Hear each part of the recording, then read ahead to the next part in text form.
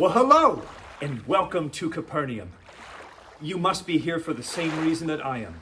You must have heard that Jesus of Nazareth is on his way to this very city. Actually, from what we've heard, he's going to be staying here for quite some time. He's just been rejected at Nazareth.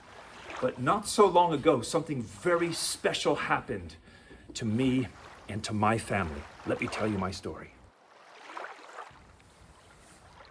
I'll show you where we live. We're just over there, just over those trees there. Well, it all started with my son being very sick. He was so sick, and I just didn't know what to do at all.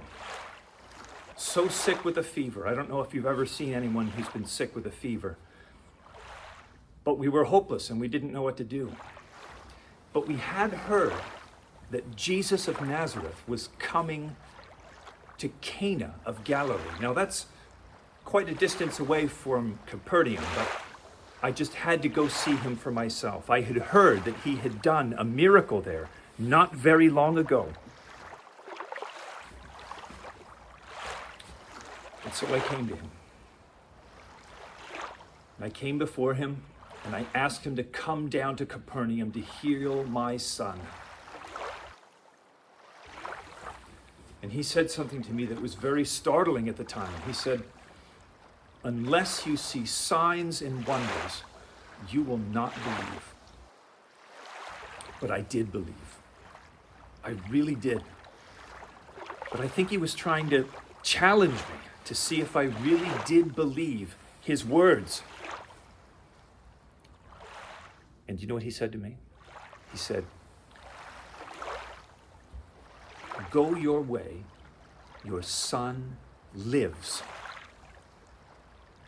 And I stopped for a moment, and there was just something about the words that he was saying, and I believed him.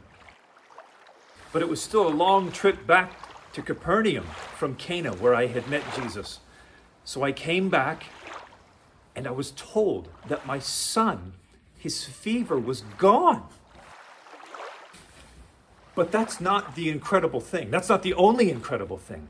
I asked him when it was that the fever began to lift. When was it that he began feeling better? And do you know what they told me? They said yesterday at the 7th hour, the fever left him. When did he start to feel better? The 7th hour? The 7th hour? That's the exact moment that he said that you lived.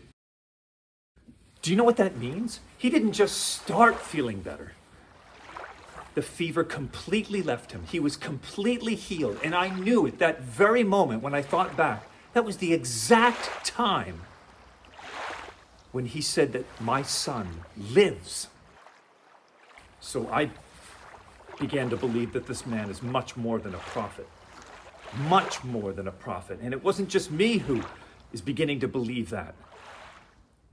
It's my entire family, because they witnessed to that healing at that very moment. My whole family now believes in Jesus of Nazareth, not just as a prophet, not just as a miracle worker, or even as the greatest teacher we've ever heard, who speaks with authority that nobody's ever spoken with.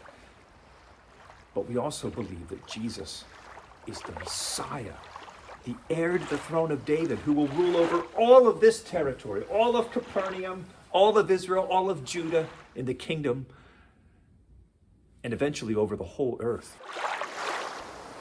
What's that, my boy? He's here? Okay. Well, he's speaking right now in the city, and there's a huge crowd. We're going to go over and thank him, number one, and also listen to the incredible words that he has to say. I want to hear what he has to say. Not just me, not just my boy, but my whole family. I'll meet you there.